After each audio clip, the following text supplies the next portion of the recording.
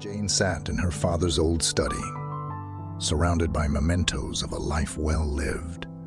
Stacks of dusty books, a vintage typewriter, and photographs capturing fleeting moments.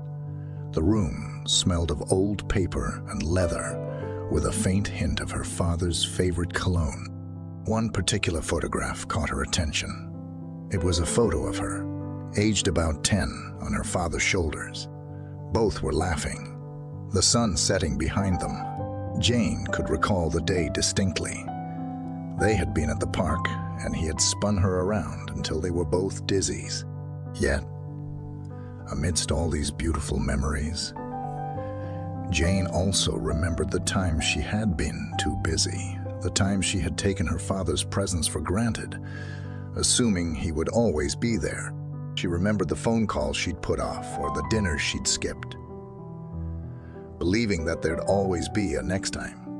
Her last conversation with her father was over a trivial disagreement about a family gathering she didn't want to attend. They hadn't spoken for weeks after that.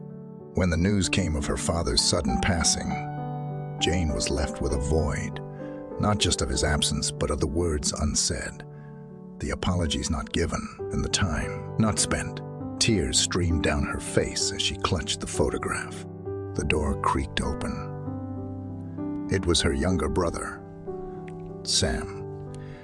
He hesitated at the doorway and then walked over to Jane, wrapping an arm around her. "You know, Dad always talked about that day," he whispered.